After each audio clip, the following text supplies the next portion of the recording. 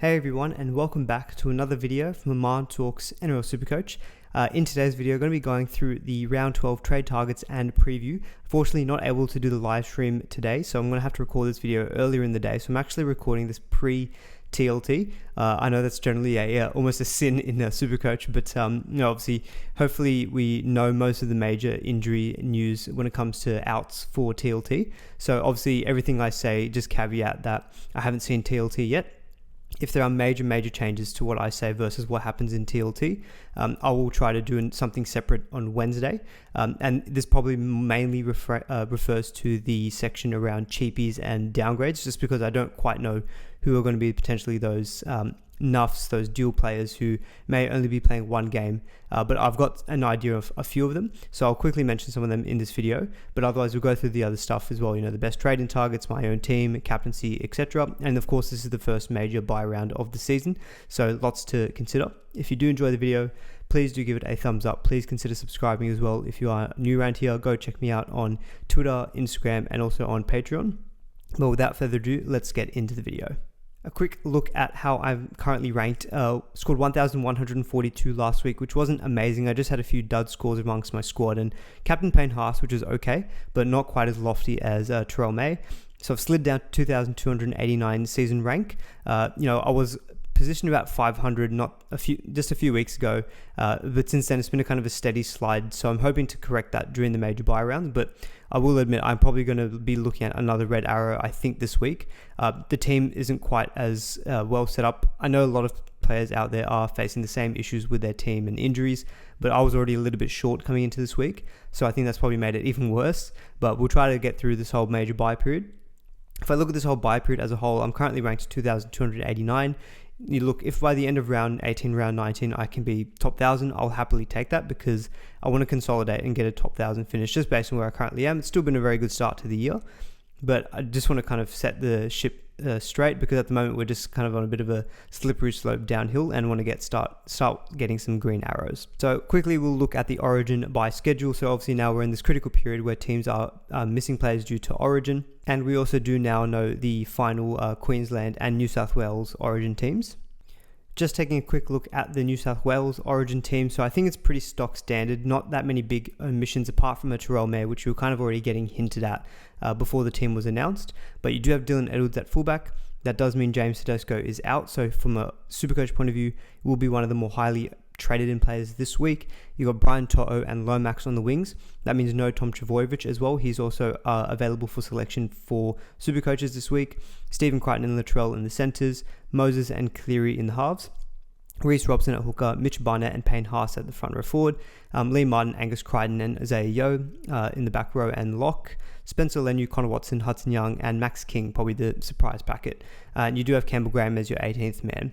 When the New South Wales team, I think, came out, obviously Terrell May being the big omission that a lot of people were expecting or predicting, he's not in there. The West Tigers don't even cover round 12 or round 15, but it does mean those mini bye weeks like 13, etc. He should be fit and firing. So that does help us out from a Supercoach point of view. But I think for New South Wales, the main news was probably around no Turbo and no Teddy when it comes to Supercoach. Quickly taking a look at the Queensland team now. So again, similarly, probably not too many surprise things happening here. I guess the big one is that you've got Rob Toyer in the centres. Now, there was obviously a lot of injury issues for Selwyn Cobbo, Murray Taulagi. So Rob Toyer's come in. When it comes to Supercoach, obviously the Roosters were one of the best teams for coverage. He's not going to be available, at least for game 1. So I'm still looking at him as maybe someone I sell in 14. I might even just keep him to 15 though, if he doesn't play in game 2 for Queensland. But at least for round 12, he will be missing out there. You've got Ponga at fullback, so a lot of people were predicting this, so not a major surprise. Val Holmes and Coates on the wing, Toya and Hamiso in the centres, Munster and Cherry Evans, I think, picked itself, Fodawaker and Tino at front row, Harry Grant at hooker, Cotter, Nanai and Carrigan in the back row and lock, Tom Dearden, Lindsay Collins, Beau Fermor and Trent Liero. So I think the big omission there from the bench was probably Corey Horsburgh. So again, for Supercoach, if you've held on to Horsburgh, I thought he was going to be picked, but he's not. And that does help us out a lot, because the Raiders do cover round 12. They do also cover round 13 and round 15. Now again, things could change come round 15. Maybe if Queensland lose game 1 and Horsburgh has to come back in, then obviously that changes things and we'll miss him for round 15. Actually, I think the Raiders already missed round 15, if I'm not mistaken. It might be round 18 that they cover. But at least for round 12, round 13, we should be getting a Horsburgh unaffected by Origin. So that does help us out a lot. But yeah, I spent a lot of time last week talking about Origin players to sell, like Origin guns to sell. I'll quickly just go back to that slide here as well. I don't think a lot of that has changed. Some of the names that we thought might get picked for Origin, like a Kiraz, look, he's probably a sell anyway because he's confirmed out 4 to 6 weeks. So Origin hasn't really changed anything. I think he's going to be a sell now. Payne Haas, some people are looking at selling. I'm still on the fence. I don't think I will be selling this week. I think I've just got too many other fires to fight. I've spoken a lot about Tino. I think he will be someone I will definitely want to be holding on to. He's had amazing performances the last few weeks. Munster. Now, a lot of people might be looking at Matt Burton this week. I'm leaning towards just holding Munster because if you look at round 13, they're already playing the game in Queensland and then it's a 3-day turnaround and then they play the Titans in Queensland. So not much travel there. And that's the kind of matchup where if you sell Munster, but then all of a sudden he's fit and playing that game, you'll be really scared not owning because he's pumped out some really good scores the last few weeks. So yeah, Munster for sure, someone I'm holding on to at least for this week. And if he misses 13, we can reassess and sell him potentially in that week. Ponga. So he's only going to be missing round 12. I expect him to play round 13 and 14, but I just don't think Pong is worth holding on to now that you've got Turbo and Teddy as potential options who we'll cover this week as well. Just having a look at some other names here. Lomax, if people did jump on Lomax, I expect him to miss 12 obviously, but he'll play 13, 14. I expect him to back up as well every week. I think the Eels just need him to. So he's someone who I think if you've already bought, you probably knew going into that Origin was a risk. But I think you'd be holding him thick and through this period. Similar with the Mitch Moses, I think, if you are an owner. Val Holmes, I think if you have owned him and he's picked for Origin, he misses 12 already. I expect him to back up, but he's going to miss 15, 16. So if you're looking between round 12 to round 16, he's only going to be playing 2 of the next, 5 games. And the in-between games are Knights and Dolphins. Not terrible. If you've got the depth, you can hold him. Otherwise, I think he's someone that you can sell. There's a lot of good centre wing options to move to. And he's potentially a buyback in 17 against Parramatta. Connor Watson, so he's been picked for Origin. And we know that the Origin players for the Roosters don't have very good coverage. He'll miss round 12. Backing up, I expect him to back up in 13 because he's only got a bench role. But then he's missing 14, he'll miss 15, he'll miss 17, and he'll miss 18. He's missing a lot of games. I, at the moment, though, still am leaning towards just holding Connor Watson. I still don't know exactly what hooker replacement I want to go for. I've got Sanders Smith as a backup there anyway. He's playing this week. And so for me, I'm just happy to, hold Watson for the time being because he showed again last week, good performance, scored 68. I don't really know how many other great hookers I want, and I'm getting a bit conscious of my trade count as well, and I don't know if burning a trade on Watson out to get him maybe back in for the run home is something I'm that keen on doing. So what I wanted to also just dive into the video now that we've kind of gotten through that is just in round 12 in general. So obviously now there's a major buy round. You pick your team as per usual. So you pick your 17, pick your reserves, pick your flex. But what only counts is your best 13 scores of the week. And that's what it's going to be in round 12, round 15, and round 18. And so when it comes to trade targets, thinking about who to prioritize in terms of buys, I think the sells pretty much speak for themselves this week. You've got Kiraz out injured. A lot of people still may be selling Cleary. People are looking at selling Ponga. I think Dylan Lucas, at the time of recording, obviously it's pre-TLT. It sounds like he is looking more likely to get named and play, but obviously caveat that I haven't seen TLT yet, so he's probably someone that you will keep. And what I wanted to do though was just look at what's potentially the best possible round 12 team that you could assemble. No budget constraints, no trade constraints. This is just putting together what I think is the best team I could pick for round 12. And what I've got below me as well to help kind of form my thinking was I've got of round 12 available players from is a descending order in terms of average, and then also the same but for 3 round averages. And you can see that Tedesco is clear at the top for both categories. 88.8 average for the season and 109.3 average for the last 3 rounds. Now, I know a lot of people maybe still are looking at Teddy and saying, well, he's very expensive. He's over 900k. He plays this week and next week, which is very useful, but he misses 14. And even in the next few weeks, he's got the Sharks this week, and then he's got the Raiders and then a bye. So some people are saying, oh, could you actually instead go to maybe a Tom Tavoyevich, who's much, much cheaper? Turbo's definitely got a better matchup this week as well, coming up against the Eels without Lomax and Mitch Moses, probably 2 of their best players. I still think Teddy, for me, is clear. I know the price difference is huge. And of course, if you just can't get the money to get up to Teddy, then fair enough. He's extremely expensive. But I think if you're looking at what he's delivered over the season, he scored 70 against the Dogs last week. And that's a team that we don't like in terms of our attacking players. I think Teddy's someone who's matchup proof. And so if I'm looking at my best round 12 team, he is absolutely in there. And he's probably your clear VC or captain option as well. Now, going through the list of averages, not 3-round averages, you've got Kale Eros next at 79.1. For sure, if I had unlimited budget and trades, he would be in there. Same with the Tarpany, Dylan Lucas, Herbie Farnworth, and probably a Mark Nwangani Tawasi. With Marky Mark, you can probably look at him and his slot as a bit of a point of difference. So if you look at centers, for example, I've got Lucas, Herbie, Iro, and I've got Garrick in there. I know he's not as high up as some of those other guys for season average and also for the last 3 rounds, because his last 3-round average hasn't been amazing. But it's just the matchup. It's Parramatta and he's goal kicking, and it's a weakened Parramatta team as well. I think he's just someone that you probably need to have in your round 12 team if you're picking your best team. And then I've chosen a 5th centre wing as a bit of a pod, maybe Connor Tracy, but I'm probably leaning towards a Nwangani Tawasi, because if you're thinking of actual trade-ins, Nwangani Tawasi also covers round 13. Connor Tracy, he was very popular last week for pod hunters. It was a little bit disappointing. To be fair, Tracy does have Parramatta in round 14, but he misses 13, and that is a tricky week to cover. And then if you're looking at your other fullbacks, so yeah, I think Turbo would make my top 3, just given that he's available against Parramatta. And then I would put Fletcher Sharp in the fullback because there's a lot of other good centres. If you move to your 5-8, you've got your Dylan Browns and Burtons. That's the 2 I've got. But one thing you'll notice is that neither of those 2 feature in terms of season average, in terms of the top players, nor 3-round average. So I think, again, I know some people are looking at Munster to Burton. As I said before, I'm not overly keen on Munster to Burton. I just think Munster will be a good option in round 13. Burton does have the goal kicking back, which is good for this week. And he's versing the Dolphins in the first game. So it could be a nice VC shout. But when you're talking about like prioritizing your trade-ins, I just don't feel like those are the 2 guys who I'll be the most scared of. Fair enough. They may go big this week and I'll be proven wrong. But they've just not been the players who I've been thinking about in terms of being the most concerned about when I'm looking at my trade-in targets. Now, if you also look at the halfback, Hines and Fogarty, this is where probably you do start prioritizing a little bit more. Because if you look at my lists below me, Nico Hines is there with the season average of 72.4, and he's 4th for 3-round average with 85.3. And I think the eye test is backing up. He is looking a little bit better, and it's a good matchup against the Roosters this week. It's the Roosters team without Rob Toya, no Lindsay Collins, no Spencer Leniu, no Connor Watson. So there's a few big outs, and Angus Crichton. So there's 5 big players out for the Roosters. And Nico Hines will be coming up against the Roosters' left edge.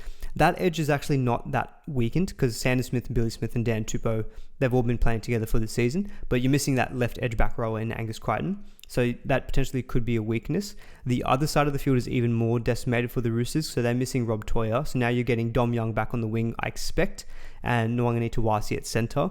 Neither of those 2 have been amazing defensively. So your left edge players like Kale Iro, Ronaldo Mulatalo, maybe a Trindle as a bit of a complete flyer, they've potentially got a very good matchup this week. But in saying that, Hines is still someone I'm a bit scared of because I don't own him as it currently stands.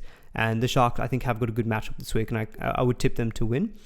With Fogarty, he's been a bit of a pod. He's got a 70 season average, and his 3-round average, I think, was in the 60s. So not quite making this particular list, but he's been a good option. But I think for sure I'd be prioritizing like a Hines over like a D Brown or a Burton if you ideally have the duels to do that. Moving up to second rowers. So what second rowers do we think are the most essential ones for this round? So Hosking was good last week, scored 77 points. Season average obviously doesn't come into there because he's been injury affected, and that's the same with his 3-round average. But if you look at the last 2 weeks, just trying to look at that sample, we're looking at a 77 and an 80. Played 69 minutes last week and 50 points in base stats. He would be in my top, I think, second rowers to have in my team this week. And the Raiders are a good team, and the Raiders also aren't that Origin impacted. I can't actually even think of who's from the Raiders from the top of my head has been named for Origin. But, Horsburgh's for example of a player who's been kept. So Hosking and Horsburgh, I think, would be in my second rowers. The other ones are probably going to be a Hamoli Olukwatu. So I think, again, really good matchups. And if you're looking, obviously, we're not looking at just 1 week with our trade-ins. The good thing with Manly players is that they cover, I believe, all 3 of the major buy rounds. And I think they've got very good matchups in each of those rounds. So I'm just going to quickly circle back to that. So yeah, looking at Manly, they play Parramatta in round 12, the Titans in 15, and then the Rabbitohs without Latrell in round 18. The one slight concern with the Haumole Olakau'atu is he's one of those guys you'd say is on the fringe of Origin. So if there's any team performance issues in game one, or any back rower goes down with an injury is unavailable, I would expect Olakau'atu is probably the next man up. But at least for the tunnel vision for this week, Haumole is a good option, and he also plays round 13 as well. So I like Olakau'atu for sure if you've got the money to be able to afford him. He's around the 600, 650s, I want to say. So he's at a good price as well. And your point of difference is probably a Viliami kick out. So for the season, he's actually been averaging 70.9. He's actually been averaging better than an Olakau'atu. So he's also someone I know I've never really been that big of a fan of, but he clearly is being much more favoured in attack. And I guess the only thing with the Bulldogs is that they're also losing a lot of players to Origin and also injuries this week. So just not sure how confident I am in the Bulldogs, at least from an attacking point of view. Defense, I think I still trust that they'll get their replacement players in and they'll do a job. Now, front row is really interesting because you've got a lot of high averaging front rowers available this week. So Joe Tarpany, season average of 79. Fnil Blake, season average of 72.6. And if you want to look at Aaron Clark, we know he's been killing it the last few weeks. He's got a 3-round average of 79.7, pretty much on par with these other two. So you're looking at three guys in your front row who are all close to averaging 80. I think for sure, with centre, it's a more volatile position. And, their price, like Fnil Blake is sub 700k. Aaron Clark, I think, is about 700k. Tarpany is about 730. You're paying about the same price for a Herbie Farnworth, for a Kale Iro. And while those two centres do have really good matchups this week, they also do miss round 13. Fnil Blake does as well, but he's at a good price. Aaron Clark and Tarpany both play round 13. So that is very, very helpful for next week's buy coverage. This is one of the reasons why I last week went Tarpany. I just had a feeling that, with these front rowers, they're absolutely killing it. And you've just got that more certainty that these guys are just going to punch out 70 to 80 points every given week. And I've had my concerns with Herbie and Iro. Look, they're probably going to prove me wrong this week because when we go to the matchup section later, both of those guys individually have got good matchups. So I would expect them to score a try again this week, but they have been scoring a lot of tries recently. And I don't know if this is gambler's fallacy or whatever it is, but just, or the simple mentality of they're due, but they're due to not score a try. It's just that slight thing that's concerning me is that you're paying up for these guys who have been reliant on attacking stats. For sure, it can happen this week, but they are missing next week. I would almost think that if you've got the money to get a Herbie Iro, but if you can instead get a Tarpany instead via your sell, I'd almost think he's a better buy because I think his average is way more sustainable. Like last week, he scored 77 points and had no major attacking stats, pretty much all base power. It's effectively the same as what Iro scored with his try, but he plays round 12. So I think someone like a Tarpany, I just feel like I've got much more comfort with for a long-term pick as well. Iro's great, Herbie's great, but you do have other good centre wings as well. Whereas front row, with Payne Haas being out, Tino being out with Origin, you're going to need some good depth in your front row. And we've got three guys here who are all standout picks. So for sure, I'd be looking at prioritising your Tarpany's and maybe even a Fnil Blake as well. Fnil Blake's a little bit different because he does miss out on round 13. And yeah, with Aaron Clark, he's just been an absolute tear the last few weeks. And even better for him as well is that I think Fisher Harris has been suspended for 1 to 2 weeks. Someone please fact check me in the comments. But again, that's another reason why he's probably going to get good minutes. So last week he played 71 minutes, even with Fisher Harris back. I think what we're seeing from Aaron Clark since round 6 is pretty much the Aaron Clark we should expect. He's 685k. He's also now got the dual status. That's why I've got him up in front row, because he's now second row forward, front row forward. So I really also like Aaron Clark. Tarpany would probably still rank above those other two. I think he's just got the most upside. To be fair though, Aaron Clark has already scored 2 tons since round 6. Clark would actually be second for me, I think, instead of Fnil Blake. Again, just looking at the coverage for next week, Fnil Blake does play round 15. So I guess it also depends on your team. If you feel like if you're already well set up for round 15, then maybe you go in Aaron Clark. And if you want to prioritize your round 13 cover, if you feel like 15 you're lacking and you're good for 13, then maybe you get someone like a Fnil Blake. I'd actually probably almost change my answer to Fnil Blake. I think he's just more of a proven gun than an Aaron Clark. But Aaron Clark's, I think he's performing at a level that we just can't ignore anymore. Tarpany still would be my number one.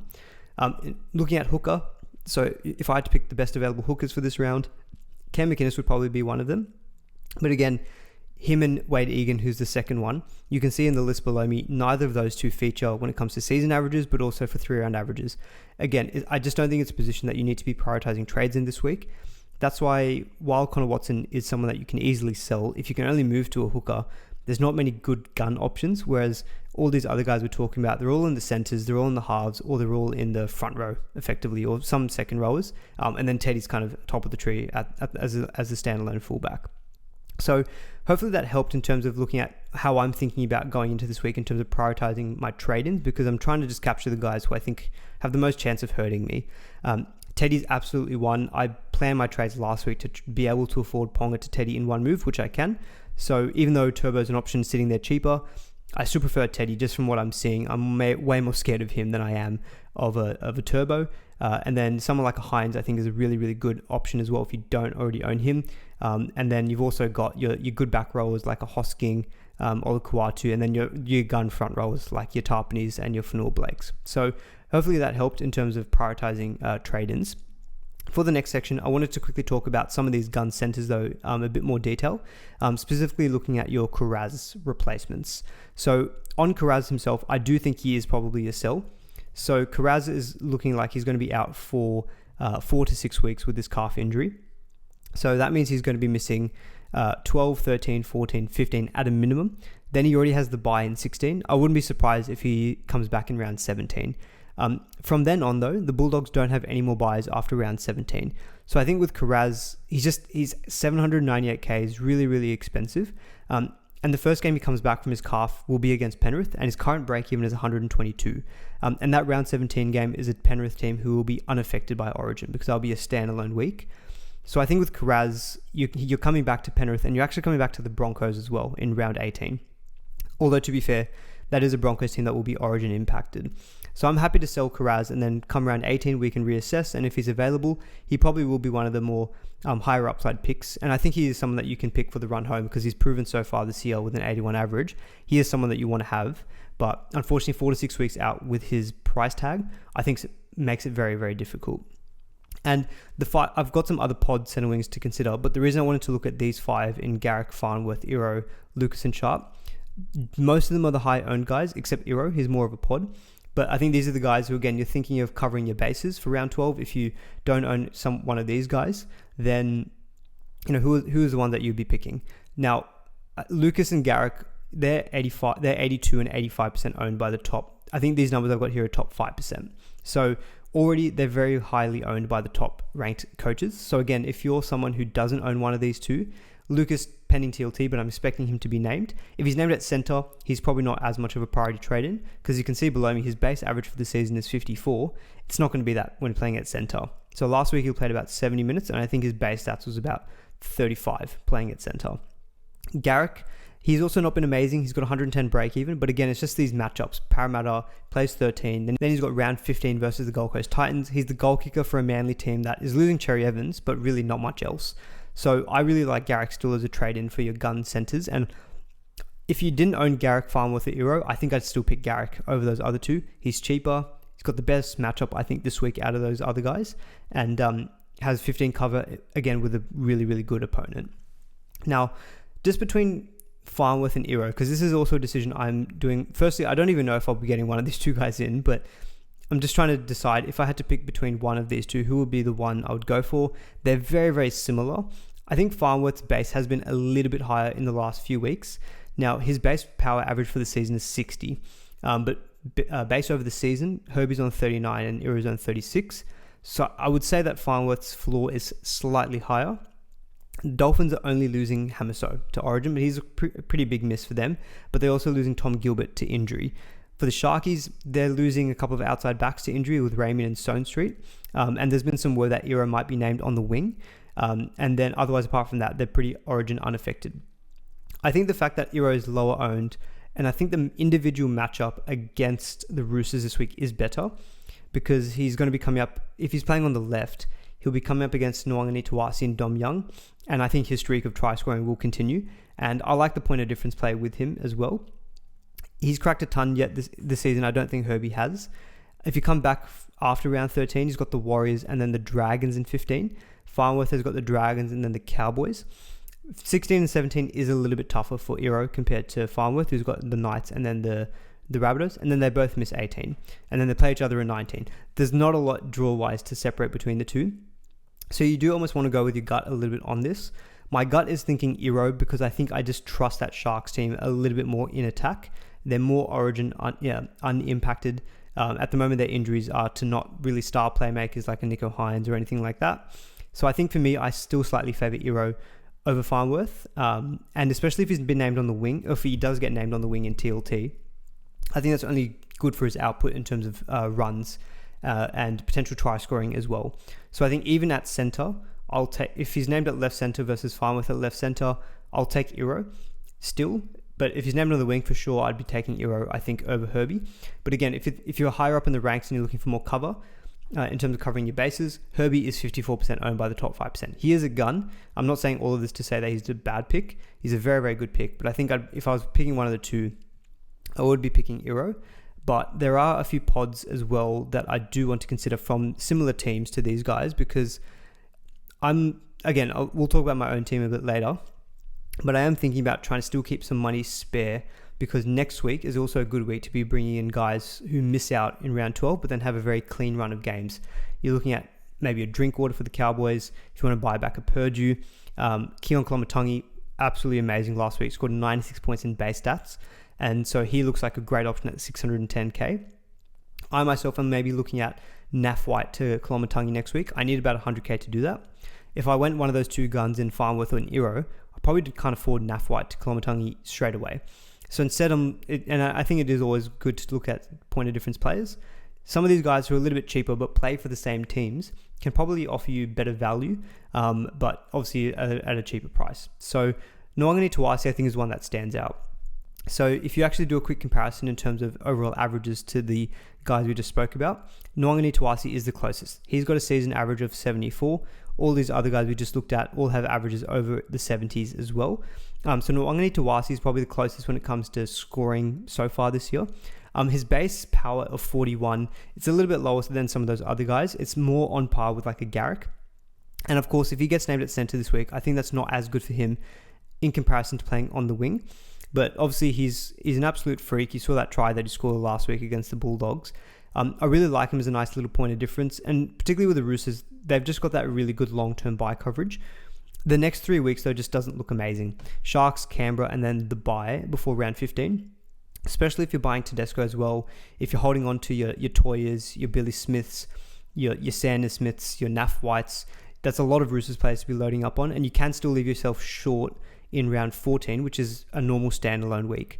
So I think if I didn't already have so many Roosters, I think Nwangani Tawasi would still be someone. Look, I'm still seriously considering him for sure, because I think his price is good, and he's proven so far that he's got a Supercoach friendly game. He does get tackle busts and things like that, and he can pull off freakish stuff as well. But I do prefer him, I think, on the wing. Given the difficulty of the matchup this week and that round 14 bye coming, and probably the fact that I'm buying Tedesco as well, I don't know if I'll be buying Marky Mark myself this week as a point of difference. The other one at a similar price is probably Connor Tracy. So obviously he was very popular last week. His season average is 65 and he only scored sub 30 last week. Base power average for the season of 40. So not too dissimilar from Nwangani Tawasi. But what you can see in the chart below me is that he's got more creative stats. Obviously playing at fullback, gets a few more line breaks, his try assists, but he just hasn't scored as much as Nwangani Tawasi has. That's the main difference, I guess, between their numbers. And also he gets less tackle breaks. That's why his evasive numbers are also a little bit down. So Connor Tracy, I think, is still a good option because the draw is probably very good. Dolphins this week, bye next week in round 13 does hurt. Then it's Parramatta in 14, then it's the Rabbitohs in 15. But he misses round 16 as well. That's the other thing that's putting me off a little bit, is the coverage in the mini bye weeks isn't the best in the next few rounds. And I've voiced my concern before around with a lack of Stephen Crichton this week.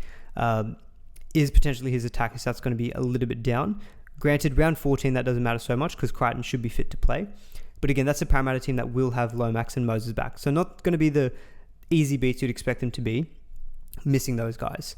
So of Nwangani Tawasi and Tracy, to be honest, I'd actually probably lead towards Nwangani Tawasi. I think he's got better buy cover in those more important rounds. And I think he's probably just got a bit more of a Supercoach friendly game. Now, I've got 3 other point of difference guys in the 500Ks if you are looking for more budget options, but from similar teams to the ones we spoke about in Lehigh Hopewadi, Mulatalo, and Dan Gagai. So really like all 3 of these guys potentially. Gagai, I would say it straight up, will probably be my third preference. even though he's got the best buy cover, because he doesn't have a buy until round 18, his base is good of 37. We think that he's going to get the goal kicking as well. But again, I say that with the caveat of this is a Knights team that hasn't really been scoring that many points, and they're losing their best attacking player in Kalen Ponga. And I think we're already loaded up on so many of them with Dylan Lucas, with Fletcher Sharp. People might still be holding on to a Marzu. People may have invested into a Kai Pearce-Paul. I think the price is really good, and I think historical pedigree suggests that Gagai is probably better than a Hopewadi and a Mulatalo. But I just think I'm just not trusting the Knights, I guess, and in attack. I know he had a good game last week, and the last two rounds actually he's had, I think, pretty good scores. I'm just going to quickly pull up what his scores were for the last 2 weeks. To be fair, the last 4 weeks he's gone 64, 71, 68, and 68. And he hasn't scored a try in any of those rounds. And his base is actually a little bit up. His base was 34, 43, 36, and 42. He had a couple of games early in the season where he's getting like 28 and 25 in base stats. So the base is up a little bit. Maybe they are looking to him a little bit more in attack. So you could look at the last kind of 3-4 rounds where his 3-round average is 69 points and think, well, maybe there's something there to Gagai, good buy coverage, potentially goal kicking as well. I don't mind him as a bit of a point of difference play if you want to still load up on the Knights and take advantage of their really good buy cover. I'm still leaning, I think, a bit more towards Mulatalo or Hopewadi. The really, really attractive thing I like about Lehigh Hopewadi is, again, spoke about with Garrick, but I think the individual matchups in these major weeks is probably the best of any team out there. And look, Turbo, I don't think is just going to be not playing for New South Wales for the entire series. If Lomax doesn't have a good game, if Toto gets injured or doesn't have a good game, or if there's an injury to the centres, and if Turbo looks a lot better, they will try to get Turbo into that New South Wales team. That's what I believe. And that should mean that Hopewadi plays fullback. And I don't have the numbers to hand in terms of what his average is at fullback, but we saw earlier in the season when Turbo was down, he actually had really good performances at number 1. So in the 3 games he was playing at fullback this year, he scored 78, 46, and 87. Scored 89 last week as well, scoring a try. And scored 52 the week before against the Sharks with no major attacking stats as well. So his base is actually not too bad. He's got a base average of 33. It's actually a little bit higher than I expected from Lehigh Hopewadi. And you're taking advantage of a team, I think, that's relatively not impacted by Origin apart from Cherry Evans. So I do prefer Hopewadi, I think, to Gagai. I just think the individual matchups are better. But again, mini buy coverage, not the best. He does miss round 16 and round 19. You just need to factor that into your planning. And with Mulatalo, so one thing with Mulatalo, and I'm going to shout out SE Brain from the Insights Fantasy Sports podcast for this one because he tipped me up on this. But if you look at Mulatalo's base average and his work rate, it's actually a lot up on the last few years. So his base average for the season is 29, base power average of 41. In previous seasons, like the last 2 years, his base average was more like 24, 25 to 26. So he has upped up his work rate this year, and his 3-round average is 64, and he had a really good score last week as well, which is why I think a lot of people are also looking at Mulatalo this week. He's not in the top 10 most traded in. Neither is Hopewadi and neither is Gagai. Nwangani Tawasi is 8th for context. So these are guys who aren't being as heavily traded in. And Mulatalo's got the great matchup this week against the Roosters. If he gets named on the left wing, up against Dom Young, I think that's a really good matchup. And then he's got the Dragons in 15. So it's another good matchup in that major bye round. And then it's just the other 3 games of Warriors, Broncos, Melbourne around that. They don't scream like amazing matchups. And again, none of those teams will be Origin impacted in those individual weeks he plays them. So, and then he has the bye in 18. So looking at a bit more, like Kale Iro, obviously he's got a better floor, so I'm a bit more confident with Iro than I am Mulatalo. But I think looking at all of this, if you're good for 16, 19, I think I'd take Hopewadi out of these much, much lower owned guys. I actually think I would switch my answer, and I think I would go Gagai second above Mulatalo. I think he's just got better buy coverage, and looking at his numbers over the last few weeks, better floor as well. He's got a base power average of 50. I think I'd take Gagai, and then Mulatalo maybe would be in third. But above all of them, I still would pick a Nwangani Tawasi, and then I think of Tracy, just because of their individual matchups and the teams they're playing for. Although Nwangani Tawasi's team is obviously very Origin impacted, but I think from a Supercoach point of view, he's probably the best standalone pick. So yeah, for me, I think these are a few good pods to consider. If you're looking at lower budget options, compared to paying top dollar for your Herbie Farmworths or your Eros. But again, that's what lends me to say, if you're ready to spend top dollar, if you can, spend it on those bigger front row forwards because the replacement options aren't as amazing.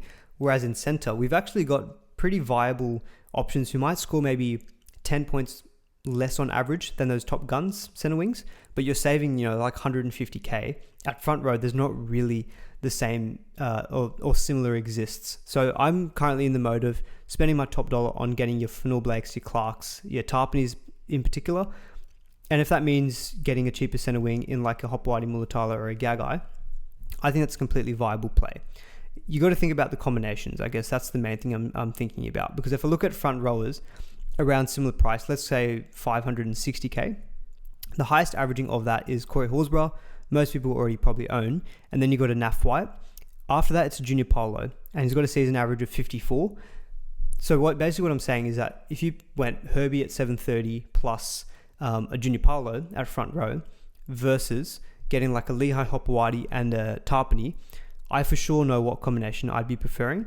And this is what I'm thinking as well currently, just with my own team setup. Just load up on the front rowers who've got those really high, very safe floors, and then you can take a chance on some of these point of differences.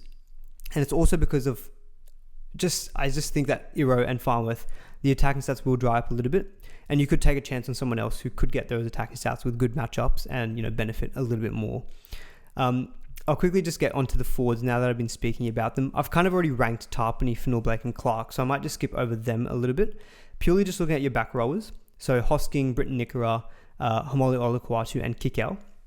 I think because of the fact that he plays 13 and probably I think has got the best individual draw as well, Hosking for me would still be probably number one. Scored about 50 points in base last week, but he got some attacking stats as well, and he has got that ability to get attacking stats. So does Britton Nikora, but Nikora's floor is just a bit lower. Like if you look in that table there, the base power PPM for Hosking is 0.85. It's 0.56 for Nikora. So Hosking's base power PPM is actually better than Olakwatu, and it's also better than a Kikau. Nikora actually ranks last in that, and I've just not really been that in on Nikora, I think, this season so far, because his work rate is down. Look, he may easily get some attacking stats this week, but he is attacking stat reliant. And he's gotten a fair few attacking stats already this season, but he's averaging 57. Whereas a Hosking is averaging 59. Granted, he's got some attacking stats, but I think he's also been impacted with minutes. I think the fact that he's got this really long stint playing on the edge, moving in a bit into the middle, I just think Hosking is a bit of a no-brainer pick. Break even of 15, so you're getting him at a good price still at 528k. He's easily someone that you can see getting up into the 650s. And so for me, Hosking is probably still number one when it comes to overall value in consideration. Number two would be Olakwatu.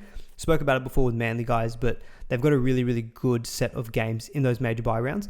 He is obviously potential risk of getting into the Origin team if there are injuries, but he's a proven Supercoach gun, season average of 69. He can easily bounce that up to about the 70s as well. And we know that Manly do favour their right edge in attack. I wonder if that will change a little bit without Cherry Evans. But even then still, they've got Garrick, they've got Saab, Turbo Love's going down that side as well. I still think that Olakwatu is going to be a very, very good option during this period of time. Me personally, I don't have Hosking. I bought Tarpany last week, so Hosking is the one I'm looking at for my own trades this week, and I probably will pick him over Olakwatu. Olakwatu, though, would be second, but yeah, there's obviously a bit of risk that he would miss some of those future bye weeks if he does get picked for Origin, and that could be a concern because then he would miss, if he got named for 15, he would miss 15 against Titans, then he would be missing 16.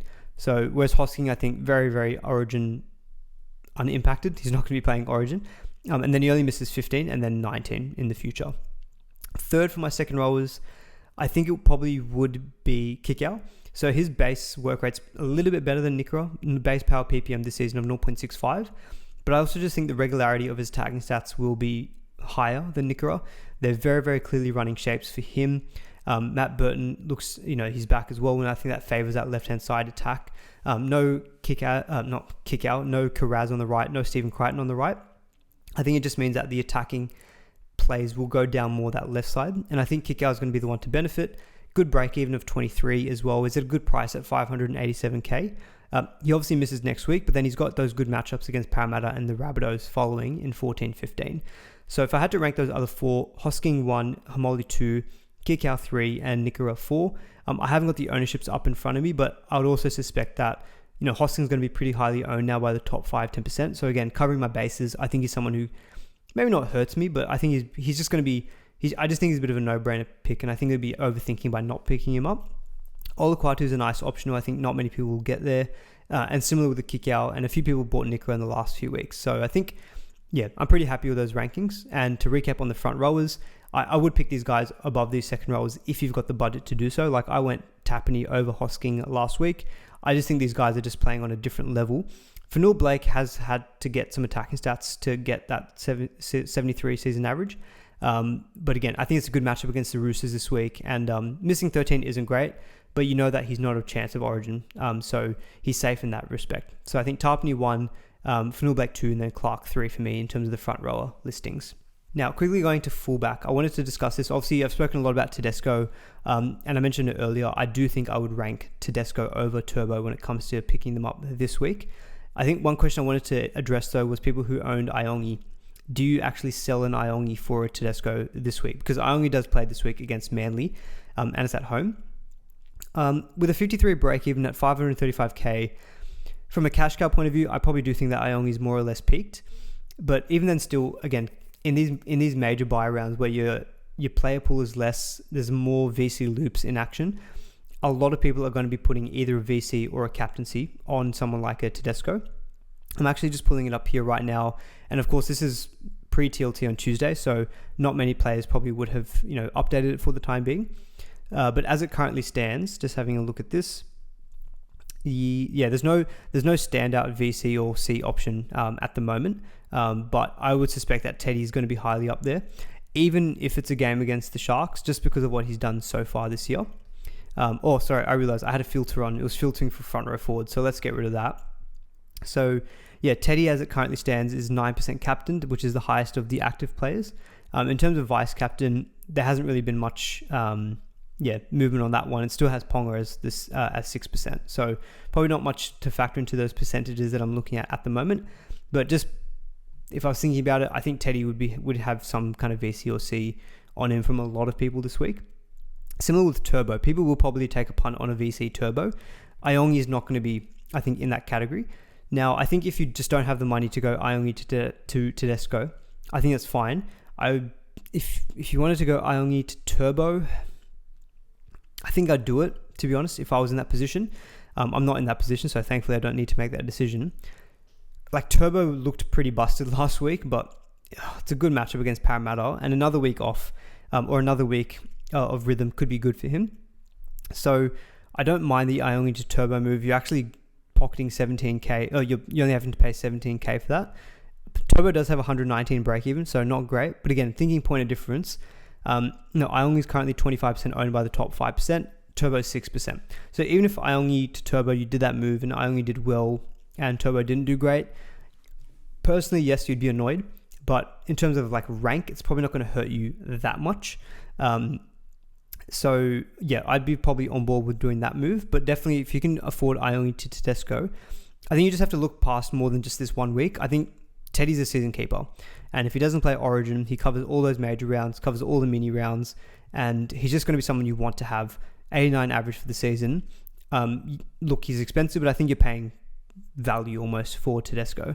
So yeah, I for sure would be going Iongi to Teddy.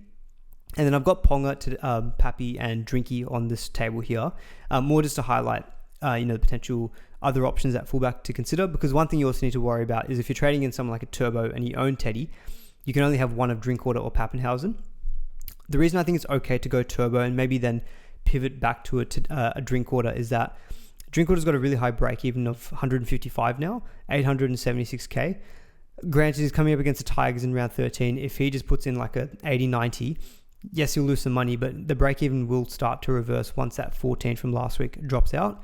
And he's got no buys up until round 19.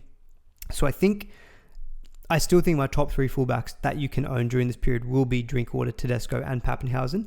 But I think it's okay to maybe go with a Turbo. And then maybe in round 15, if Turbo gets picked for Origin, then you can maybe pivot to Drinkwater. Otherwise, until 16, maybe you go Turbo to Drinkwater in round 16. That could be the play. And Pappy, I think you probably do just want to have, and make sure you try to have in round 13, 14, just the matchups. Titans in round 13, he will be one of the he probably will be the highest captain player that round. And then you're looking at the Cowboys in 14. So yeah, for me, Pappy, I think will be a must of those three. I feel the same for Tedesco. I think you can maybe go slightly against Drinkwater with Turbo, just due to the fact that Turbo's at a good price. Drinkwater's got that very high break even, so may start going down. With Ponga, absolutely, I think you sell. Look, I bought him for 2 weeks thinking he'd perform better. He scored 40 something in 66. I just don't think he's an option during this Origin period. And even after that, I think we've got too many other better options to be considering. So yeah, that's my thoughts on some of those fullbacks. Now let's get into some cheapie chat. I should call that a new segment, basically, a nice alliteration. I won't spend as much on this just because I am recording this video pre-TLT. I just don't know what the team list look like. But a few downgrades I was looking at that may serve a purpose of being a playing number this week that could free up some money for you in future rounds. So King Tonga and Pacifici Tonga from the Dragons, they obviously don't play this week, but they're both still at cheap prices at 257k, 198k. Pacifici Tonga more so. I think if you wanted to go and free up money at front row, I think he's potentially a good option now that Dylan Egan is out for such a long time. There's probably going to be a need for some extra middle minutes, so he could take up that mantle. For Penrith, you've got Patea. I expect him to get named at least in the 17. You've got Isaiah Yeo, Liam Martin out in the forwards for Penrith, so I think he'll get some better minutes in those weeks. He covers round 12, covers 13, doesn't cover 15, but he does cover 2 mini buys in 16 and 19, and he's got a negative 10 break even as well. So again, don't mind him. If you're looking more purely for a player who plays this week, I think you take Patea over Pacifici Tonga. He's obviously just a little bit more in price.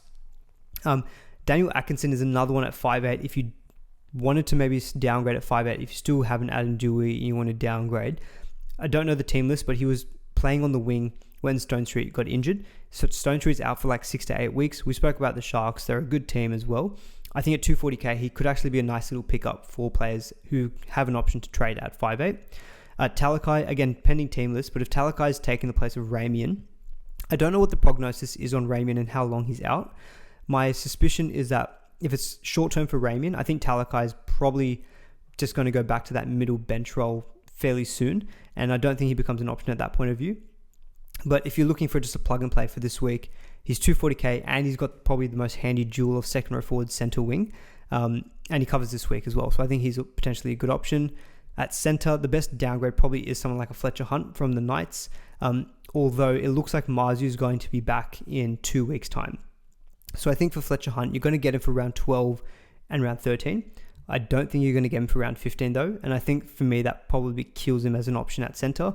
I think instead, if you can just get someone like a Talakai, maybe Jordan Samrani from the Eels, if it looks like Lomax will just keep his place during Origin.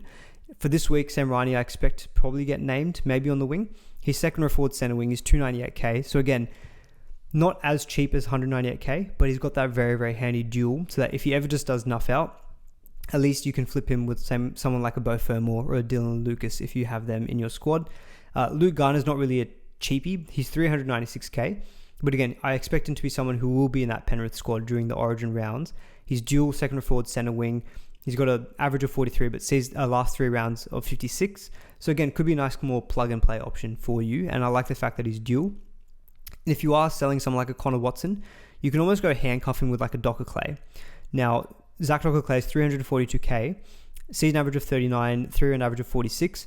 I expect him to play big minutes in the weeks that Watson is out. And I think he had 1 or 2 games earlier this season, maybe in that game where Connor Watson where he missed with HIA. I have a feeling that Docker Clay played big minutes and actually scored quite well.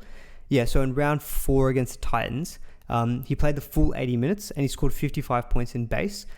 Even the week before when Connor Watson did leave the game early, he played 46 minutes and he played 40 minutes and had 46 points in base stats. And then round 9, he played 73 minutes, scored 75 points and 43 in base. I think he's one of those guys who, when he gets the good minutes, actually can deliver decent points. And I potentially almost prefer him to someone like a Riley Smith. He's just got better buy coverage. And the best thing is that Connor Watson's going to be out in all of those weeks. So Docker Clay in those crucial bye weeks could actually just be a very, very handy number. But again, you just need to be conscious of how many Roosters players you're loading up on. So I'll try to add more downgrades or refine this downgrades once we get TLT. I just had to record this video pre-TLT for today. Looking at individual matchups now. So I'm a bit scared of Herbie and Iro because, as you can see here, Dolphins left versus the Bulldogs right. So Bulldogs right edge defense has conceded 54% of their tries. So more than half on that edge. And that's now an edge without Stephen Crichton, no Kiraz. It's going to be a makeshift, a brand new edge. So I think Herbie Farmworth could be a very, very good option this week in attack. Bulldogs right versus the Dolphins left. So the Dolphins have conceded 45% on their left. So again, that looks really good for the Bulldogs right-hand side. So maybe like a Connor Tracy could benefit there, but probably a bit less so. In the next game, which is Parramatta versus Manly, Manly have conceded a lot of points through the middle, actually. So they've conceded 26 of their tries through the middle. So maybe someone like a Riley Smith, if you are looking at maybe a downgrader hooker, may score a bit better this week. But Manly's left versus Parramatta's right looks very enticing. So Parramatta's right edge defense has conceded 48% of their tries. So again, I'm looking at Turbo, I'm looking at Lehigh Hopewadi. Again, feeds into that narrative where it could be a very good point of difference play for this week. The Knights right versus Penrith's left. So Penrith have conceded, having a look at it here, 48% of their tries on their left. So that's the edge that Gagai will be coming up against. So again, it's another good option to potentially take a Gagai this week. It's a reason why I wanted to look so much at these point of differences, because they actually have good matchups potentially this week as well. And I think Penrith's edges just have a good chance against the Knights' edges. So again, if you want to go like a Luke Garner, if you've got a Jenkins that you can play this week, if he's named, Alamotti is a bit of a point of difference as well. And one thing with Alamotti, I didn't have him in my center wing pods, but Alamotti's probably goal kicking as well with Cleary out. So that's just another thing to consider. He doesn't have the best major buy round coverage. That's probably the only downside. But the fact that he's goal kicking in this week and any week that Cleary's not playing, it does make him a bit more of an attractive option. For the Roosters, their left-hand side could benefit against the Sharks' right-hand side. So the Sharks' right-hand side has conceded 52% of their tries. So again, I'm thinking Sanders Smith is a good play this week, Tedesco, but also even a Billy Smith as well.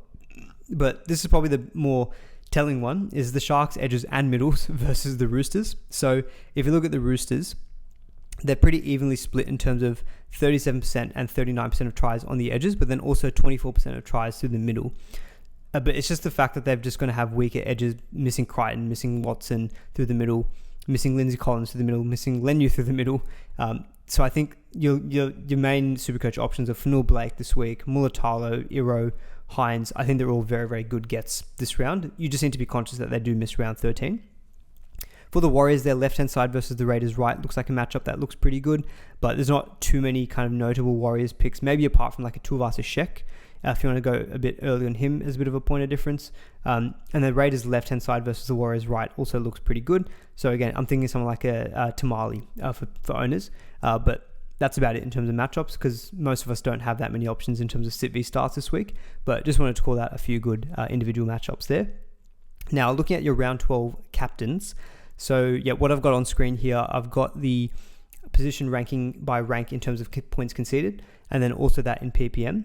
So in the row that you can see average points conceded, what I've done is I've taken that player's average minutes, multiplied that by that PPM conceded of the opposition to kind of guesstimate projected points for this round. So that's why your fullbacks and your centers will all have 80 minutes. Some of your forwards, like your Tappanys, your Clarks, their minutes are a little bit down. I think matchup-wise, that looks the best for me. Manly versus Parramatta, I do like that. It feels like a game that has points in it, and particularly from Manly, they're probably on a high from last week after that pretty good win up in Queensland against the Cowboys. And I just like the fact that they're coming up against Parramatta without a Mitch Moses and Zach Lomax. So I really do like Garrick and Turbo as potential captain options this week. You could also easily put the VC on them as well. What I'm leaning for this week, I think when it comes to vice captain strategy, I'm thinking higher upside. So I'm thinking a Teddy, thinking Turbo, thinking Garrick. And then you can slap a safe captaincy score maybe on like one of your front row forwards, maybe like a Tappaney or an Aaron Clark this week who play in the last game of the round. As it currently stands, I think you can be flexible with it because you've got less games this round and you can just use the vice captain loophole much easier this week. And I think in terms of a target score, I'd probably think somewhere like around 100. If your vice captain scores 100 in a bye week, I think I just lock those points in. So like what you can do, for example, is you can go VC. I am probably leaning towards a VC on a Manly player, probably like a Garrick.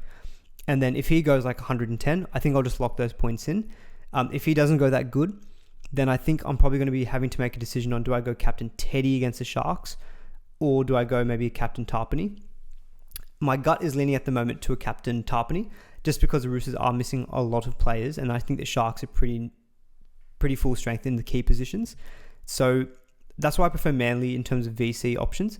In the early game, you've got Herbie Farnworth and Connor Tracy, but again, even though the Bulldogs are losing a few players, I just still feel like their defense is good. And Herbie, he hasn't cracked a ton yet this season. He's very consistent. He's probably going to score you between 70 and 85. But again, if he's your vice captain, is that going to be enough for you to loop? I'm not 100% sure. That's probably why at the moment I'd lean towards higher upside guys like goal kickers or fullbacks. So I think for me, VC Garrick as it currently stands, and then a captaincy is probably going to be either on a Teddy or a Tarpany. If you've got Nico Hines, I think he's a really solid captain option as well. He's got a good floor. We didn't speak about halfbacks yet in this video as well, but I do think we'll talk about that in a little bit more when it comes to my team. But I think Nico Hines is a great option for this round. I've got him to score about 63 points. And so, yeah, for me, I think Hines is safe for like 65 to 70, but we know that on his day, he can easily score over 100 as well. The only thing that's maybe slightly putting me off is that the edge matchup is probably better on the other side of the field for Trindle, etc., compared to maybe a Nico Hines. So yeah, for me, I think captain on a safe front rower or a Teddy, and then maybe a VC on a Manly player. So that's everything I wanted to cover in terms of the trade targets for this round. Let's quickly just get into my team and what I'm thinking of doing for this week. And another thing to note for this week is that you get 3 trades default. And then if you use a boost, you can use 4 trades this round. My round 12 numbers aren't very good, so I'll quickly show it here. But I've got Sanders, Smith, Tarpany, Horsburgh, Naf White's out injured as well, so he's not even going to be an option for me. Cleary's not there, so I've only got 3 in my forwards. And then I've got not Toya, I've got not Kiraz, I've got Fletcher Sharp, Lucas, Garrick, Billy Smith. So what's that? Another 1, 2, 3, 4 players. So I've got 7 as it currently stands. So I'm going to be short this round. The best I can get is 10. So that's why I said at the beginning of this video, I think I'm going to be looking at a red arrow for this round.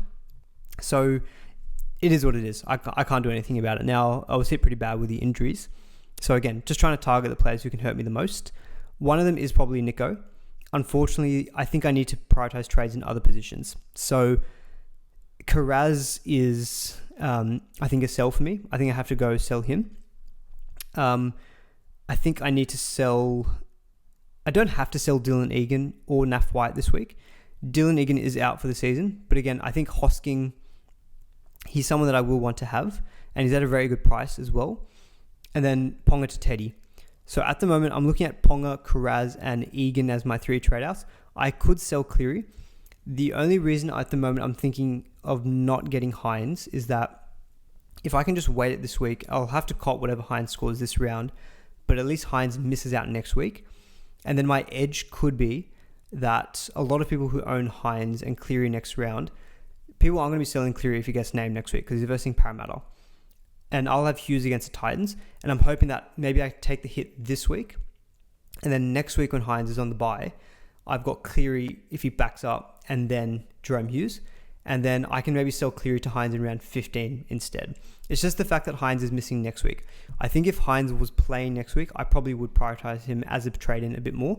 My round 13 numbers are actually pretty good. Like I'm only really short Kiraz as it currently stands, and I'm selling him. So I maybe don't need to fixate so much on round 13, and maybe I can just try to get the best round 12 team out there. Hines probably is going to be in that best round 12 team. So yeah, a couple of decisions for me there, but I think Ponga to Teddy is probably locked in for me. I've got the money to do that one trade, and I can sell Kiraz. So I think I'll sell Kiraz this week. I can afford a Herbie. I can afford a Iro. I am slightly appealed by those pods like your Hopper Whiteys and Mulatalo. So if I went and got someone like a Hopper Whitey this week, so if I get him in there, I've got 263k in the bank. And let's just assume I go Egan to Hosking, because I think that's where I'm currently leaning as it currently stands. This leaves me with 258k in the bank. what this allows me to do very easily next week is I can probably, I don't know if I've got the money to go Hubner to Kolomatangi, because Kolomatangi is, how much is he? And I'm really keen on Kolomatangi just after what he's dished out the last 2 weeks in the middle. Kolomatangi is 612k, Hubner is 355. I think, have exact money to go Hubner to Kolomatangi next round, or I can very easily go Naf White to what's his face, Kolomatangi. Instead of Hosking, I could easily just go and bring a duel down and get a gun front rower. I could get a Fanul Blake, but again, he misses next week, so I think I'd prefer to take Hosking.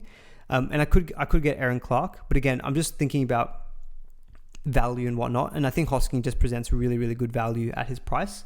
And same with Kolomatangi at 612k. I think Aaron Clark's just getting up there a bit too much in price.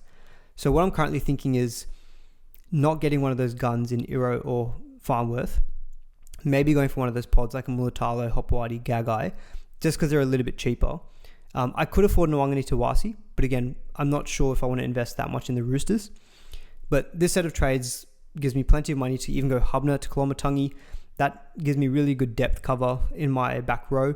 My back row is actually going to be very solid at that point, because I'll have Horsburgh, Hosking, Tino, Elikatoa, and Kolomatangi, which is good cover because my front row is Tarpany and Terrell May. I can even swap Horsburgh and my Nuff at front row. Leave Connor Watson there because I don't need to worry about trades. I will be a bit scared of not owning Hines, and I've only got 10 players for this week, but that's currently where my head's at when it comes to trades this week. But yeah, let me know what you think, guys. I'll probably go VC Garrick, and captaincy I think will probably either be Teddy or Tarpany. But yeah, recording this all pre-TLT, so I'll let you know if my thoughts change later in the round and if anything big happens TLT-wise. But hopefully you all enjoyed that video. Please do leave a like on it if you did enjoy it. And yeah, hopefully catch you all a little bit later in the week. But for now, see you in the next one.